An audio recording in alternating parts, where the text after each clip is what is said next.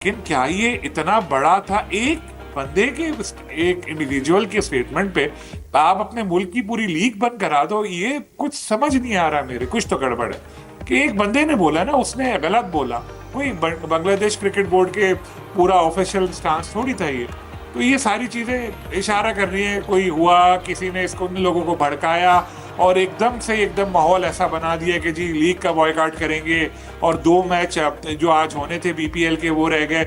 अब उनके बोर्ड ने चलो कह दिया है कि ठीक है, हमने उसको हटा दिया ऑफिशियल को, तो अब वो खेलने आ भी जाएंगे। लेकिन साथ में बोर्ड को ये भी कह रहे हैं जी वर्ल्ड कप भी खेलने जाना चाहिए और ये है वो है। तो ये चीजें कोई इतनी सादा लग नहीं रही। तो बांग्लादेश क्रिकेट बोर्ड ने वैसे इंडिया को खूब आंखें दिखाई, लेकिन उनके प्लेयर्स जो थे वो एक ढके छुपे अल्फाज में इंडिया के लिए सामने आ गए। और जो असल मुद्दा था वर्ल्ड कप वाला, वो पीछे चला गया। नई बातें सामने आ चुकी हैं इस वक्त। हालांकि नेशनल इंटरेस्ट सबसे पहले होना चाहिए, बांग्लादेशी बिल्कुल क्रिकेटर्स को ये बात सोचनी होगी।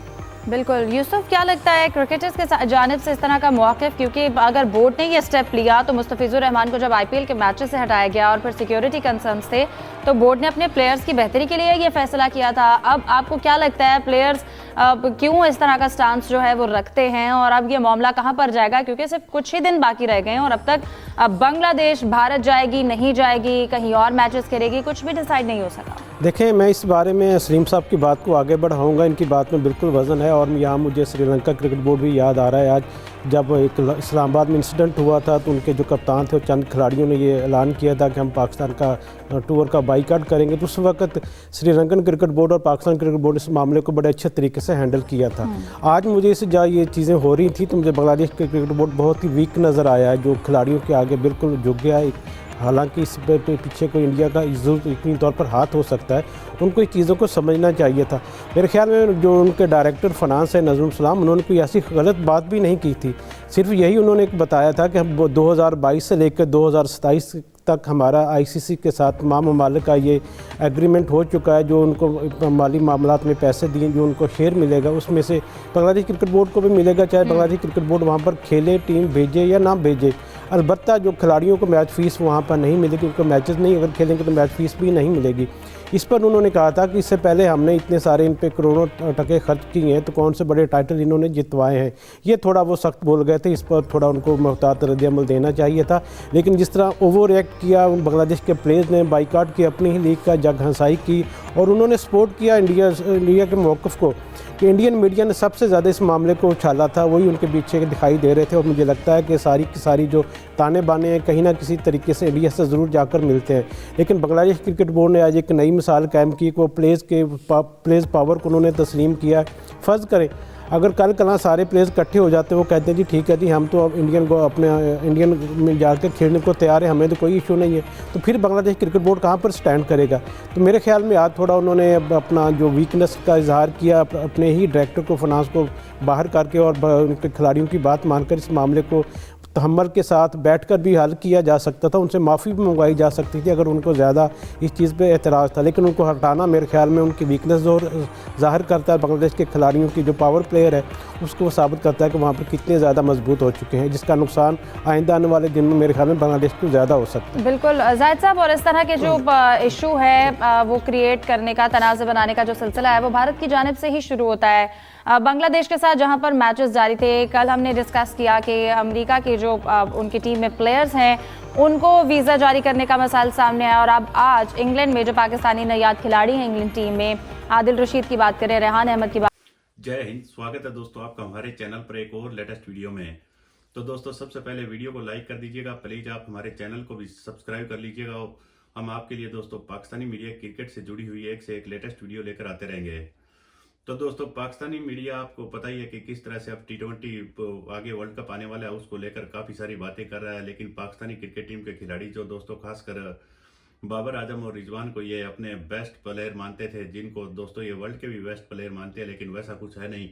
इससे पहले रिजवान का आपने देखा होगा किस तरह से बीबीएल में जुलूस निकला था, किस तरह से उसको बीच बैटिंग में ही धक्के देकर बाहर निकाल दिया गया था।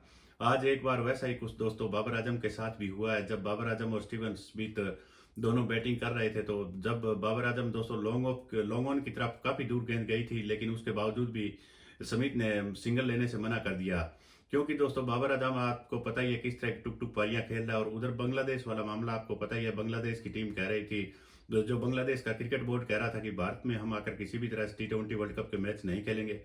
तो अब दोस्तों बांग्लादेश के प्लेयरों ने जिस तरह से बगावत की है और बांग्लादेशी बोर्ड के सामने आपने देखा होगा किस तरह से कल BBL के मैच भी सस्पेंड हो गए, और उसको लेकर पाकिस्तानी मीडिया आपने देखा होगा किस तरह से यह ठीकरा भी भारत के सर फोड़ने की कोशिश कर रहा है।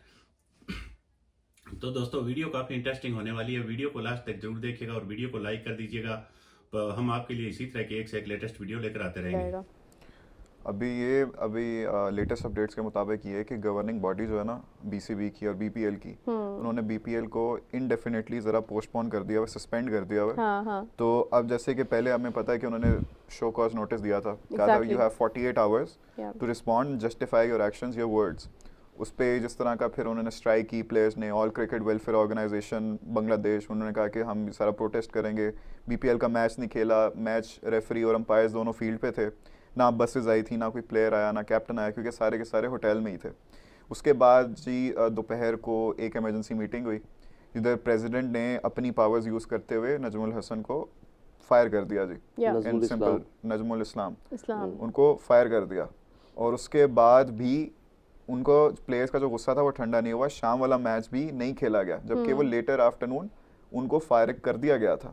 अब इसलिए फिर गवर्निंग बॉडी ने थोड़ा इसको इनडेफिनेटली सस्पेंड कर दिया कि अब वो क्रिकेटर्स के साथ बैठेंगे, ये क्रिकेट वेलफेयर ऑर्गेनाइजेशन के जो भी हेड्स होंगे उनके साथ बैठेंगे और कोई दरमियान का रास्ता निकाला जाएगा। बिकॉज ऑब्वियसली जो मैंने सुबह भी बात की थी कि जब आपको पता है कि आपका एक एक्सटर्नल इतना बड़ा इशू चल रहा है, कॉन्फ्लिक्ट चल रहा है, तब आप इंटरनली इस तरह से रिफ्ट जो है ना वो अफोर्ड नहीं कर सकते। You need to show your unity to everybody. जब आपका आउटर फ्रंट पे इतना बड़ा डिप्लोमेटिक इशू चल रहा है, आपके अंदर ही वो सारे मसले मसाइल शुरू हो जाएंगे, तो आप क्या करोगे इस तरह की बातें करना कि आप ओवर पेड अंडर परफॉर्मर्स हो, आप इतनी दफ़ा तो आपने परफॉर्मेंस नहीं दी, आपसे हमने कहा कि आप हमें पैसे वापस करो, आपको हम करोड़ों देते हैं और ये आप लोग हमें कोई परफॉर्मेंस नहीं देते हो। That is very disrespectful. और फिर कैप्टन को इंडियन एजेंट कह देना और इस तरह के अल्फाज का इस्तेमाल करना जो कि हम यहाँ पे बैठ के कर भी नहीं सकते, that is very very very disrespectful. तो it was a good move और अभी देखते हैं कि कब तक चलता है। कल तो मोस्ट प्रोबेबली मैच भी नहीं होगा BPL का। अब पता ये वेट करते हैं कि क्या करती हैं इन दोनों की बातें। बिल्कुल ऐसे ही है, जो सूरत हाल जा रही है उसको देख कर तो यही लग रहा है कि BPL अच्छी खासी इफेक्ट हो रही है। लेकिन ये है कि अगर हम मानी साहब, अगर मैं आपसे इसके ऊपर बात करूं मज़ीद थोड़ी सी कि प्लेयर्स की परफॉर्मेंस और ये सब चीज़ें हाईलाइट की हैं बांग्लादेश बोर्ड ने, बट मतलब कितनी खूबसूरत बात है कि पाकिस्तान में हमारे प्लेयर्स की परफॉर्मेंसेस को सपोर्ट करने के लिए हमारे चेयरमैन साहब ने तो उन्हें यहाँ तक कह दिया था कि अगर आपको कोई नुकसान भी होता है तो मैं वो पूरा करने के लिए तैयार हूँ, आप लोग परफॉर्म करें। और उसके बावजूद अगर परफॉर्मेंस नहीं आती है तो कोई सख्त अल्फाज नहीं बोले गए हैं। ऑल्दो सर्जरी के मामला वो चीज़ें ज़रूर कही गई थी, मगर उसमें भी डिसरिस्पेक्ट किसी को नहीं किया गया था। तो अभी करंट अगर स्क्वाड की बात की जाए, आगे ऑस्ट्रेलिया सीरीज़ को रिलेट किया जाए इसके साथ, तो परफॉर्मेंसेस को देखते हुए आपको लग रहा है स्क्वाड जस्टिफाइड है ऑस्ट्रेलिया के लिए और यही आगे वर्ल्ड कप में एक दो तब्दीलियों के बाद बेहतरीन रहेगा? देखिए, एक तो पहले मैं ये बात करूँ, आपने कहा ना कि मौजूदा चेयरमैन की हद तक तो ये बात ठीक है कि ठीक है, उन्होंने कहा कि मैं हाँ, लेकिन इससे पहले की मिसालें आपके सामने हैं कि आप टीवी शो में बैठकर जो है आप नंबर्स लीक, वो उसकी चैट लीक करते हैं और आप वहाँ पर बैठकर कहते हैं कि आपके खिलाफ एक्शन होगा और व्हाटएवर, जो बहुत सारी बातें और हम बारहा इनको रिपीट कर चुके हैं। ठीक है ना, और उससे पहले जाए तो फिर बातें बहुत दूर तक पहुंच जाती है। मैं समझ गई हूं आपका पॉइंट। तो जहाँ तक बात कर रही है कि आप अभी जब हम इसकी बात कर रहे हैं स्क्वाड की, अभी तक तो देखें स्क्वाड में कोई बहुत बड़े चेंजेस नज़र नहीं आ रहे, लेकिन फिर वही सवाल है कि बहुत सारी चीज़ें अभी तक आप ऐसा लग रहा है कि आप लॉक नहीं कर पा रहे। जिस तरह विकेट कीपर की एक बहस चल रही है, तो वो अभी तक आपके सामने एक इशू है कि जिसको आपने सॉल्व करना है, बल्कि बहुत पहले आपको सॉल्व कर लेना चाहिए था। अच्छा, कतई कलामी की माजरत चाहते हैं, एक बात ऐड करूँगी आपकी डिस्कशन में। राशिद लतीफ़ साहब ने सपोर्ट किया है ख्वाजा नाफे को। राशिद लतीफ़ साहब का अपना तो दोस्तों उम्मीद करता हूँ आपको वीडियो काफ़ी अच्छा पसंद आया होगा। हम आपके लिए इसी तरह की T20 वर्ल्ड कप में और भी एक से एक लेटेस्ट वीडियो लेकर आते रहेंगे। हम आपके लिए दोस्तों रोजाना एक से एक नई वीडियो लेकर आते रहते हैं। कोई भी 2 साल पुराना वीडियो आपको हमारे चैनल पर देखने को नहीं मिलेगा, तो प्लीज़ आप हमारा चैनल जरूर सब्सक्राइब कर लीजिएगा।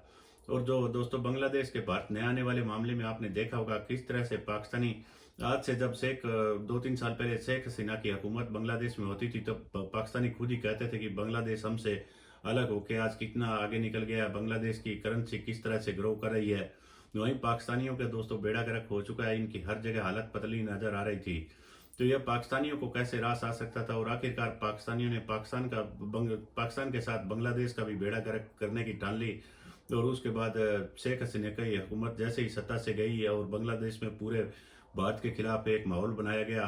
तब दोस्तों जिस तरह से हिंदुओं के खिलाफ जिस तरह बांग्लादेश में एक माहौल बना हुआ, और हिंदुओं को आपने देखा होगा किस तरह से बुरे दर्दनाक तरीके से जिंदा जलाया जा रहा है, उसके चलते हुए भारतीय क्रिकेट बोर्ड ने दोस्तों आपने देखा होगा बांग्लादेशी प्लेयर को आईपीएल में खरीदा हुआ था, लेकिन उसके बाद उसको निकाल दिया गया। उसको लेकर पाकिस्तानियों ने बांग्लादेशी बोर्ड को पंप मारने स्टार्ट किए और कहा कि अब बीसीसीआई को औकात दिखाने का टाइम आ गया, आईसीसी को औकात दिखाने का टाइम आ गया है। लेकिन ये बात दोस्तों दोनों ही भूल चुके थे कि दोनों की जिस तरह की जैसी तैसी क्रिकेट चल रही है वह भारतीयों की वजह से चल रही है। अब आपने देखा होगा बांग्लादेश के प्लेयर आईपीएल में से तो दोस्तों एक ही खिलाड़ी था और उसको बाहर कर दिया गया।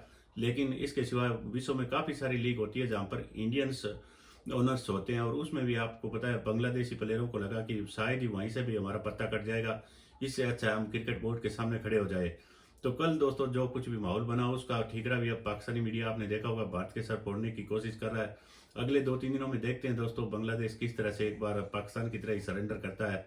हम आपके लिए इसी तरह के एक से एक लेटेस्ट वीडियो लेकर आते रहेंगे। मिलते हैं एक और वीडियो के साथ, तब तक जय हिंद, वंदे मातरम।